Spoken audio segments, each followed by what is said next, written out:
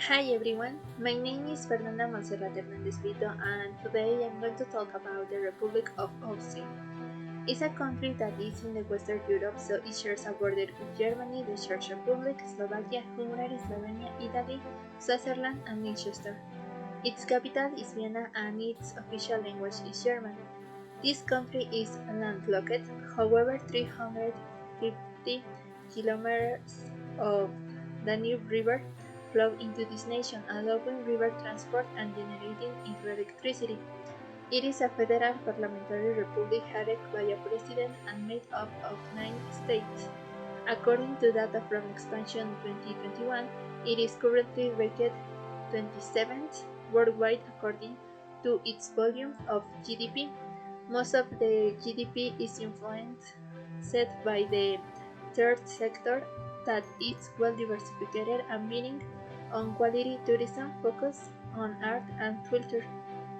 However, the industrial sector also has a lot of to continue because it develops many high technology products that have a high international impact together with the construction sector.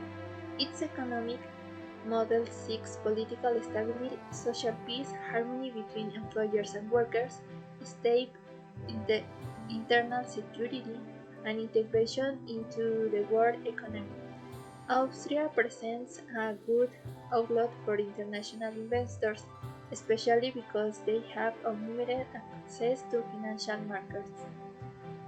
Like all countries, Austria was affected by the pandemic mainly in the services and tourism sectors. The economic policy has the government is focused on preserving the economic fabric as much as possible so that when the pandemic is overcome, as many jobs and companies as possible have been maintained, which will allow the country to recover quickly from the crisis, as it happened in 2008 when these measures were carried out. In January 2020, an unusual coalition to Europe politics took office. The coalition is made up of the Austrian People's Party, which is characterized by its fight against migration and protection of borders, and the Greens, who stand out for the commitment to the environment. The way this coalition works and its results are the interest to Europe, as what would be an Austrian experiment may set a precedent for decisions by other countries. At the beginning of October 2021, the resignation of Sebastian Kurz, who was Federal Chancellor of OVP, was announced because he is under suspicion for crimes of corruption. His successor is the Minister of Foreign Affairs Alexander Schallenberg, but although Kurz presents his resigns, he will remain as OVP leader and top legislature in parliament. Energy sector. Due to Austria's increasing ambition in energy, his successor is the Minister of Foreign Affairs Alexander Schallenberg, but although Kurz presents his resigns, he will remain as OVP leader and top legislature in parliament. Due to Austria's increasingly ambitious energy and environmental policy, the energy sector has had to undergo a progress transformation. Currently, the nation manages the Mission 2030 that seeks to reduce greenhouse gas emissions, increase the share of renewable energy, and that the total consumption of electricity is from renewable sources. Currently, the large increase in infections in Europe is seriously affecting Austria because since the beginning of November the numbers of new cases are being exceed daily. The country is once again in a convenient dilemma because this time the states are dividing regarding how they should act to face the pandemic. So some states are more restrictive than others, and it's constantly generating confusion in society. However, the government decided to apply new confinement measures to people who are not vaccinated as on November 15, as Austria has a vaccination rate of 16.5%, being one of the lowest in West Europe. This sector of the population will not only be able to live for limited reasons such as building food or working, and the police will constantly carry out controls in public places to check vaccination status.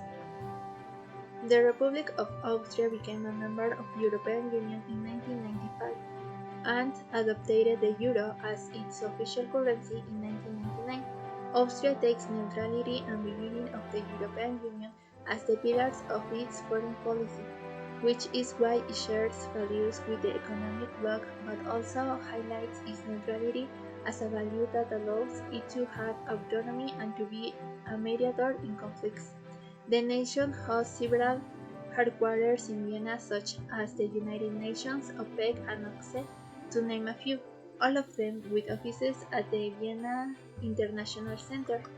The European Union reported that in 2018, Austria contributed 0.85% of its economy, helping to finance programs and projects such as protecting the environment, building roads, and research in other member countries. 71% of Austria's exports are destined for member countries, especially Germany, Italy, and Slovakia. 78% of imports come from the members' country, with Germany again in first place. Currently, Austria is one of the countries most beneficiated from joining the European Union because its geographical localization has increased its exports.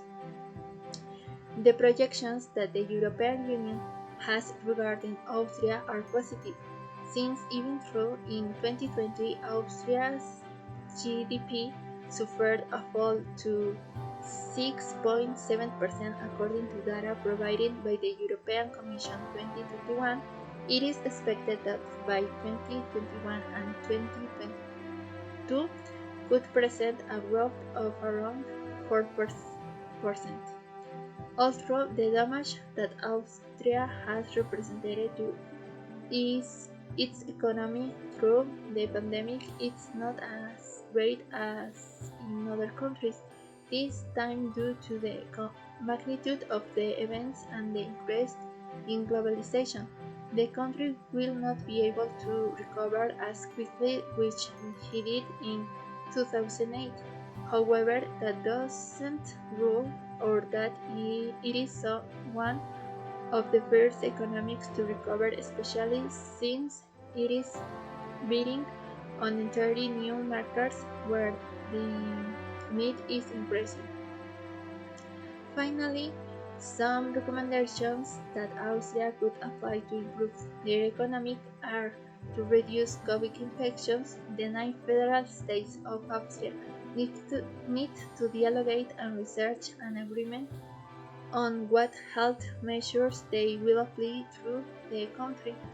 Implement programs that help workers who don't necessarily have a university degree, but due to the growing demand in some jobs, it is necessary to encourage society with a saving fund for retirement or help in the health sector. Improve and maximize the river transport of the Danube River to reduce costs in the transport of imported goods, and invest in the development of economical heating to minimize CO2 emissions. Well, this is all for this video, and thank you for your attention.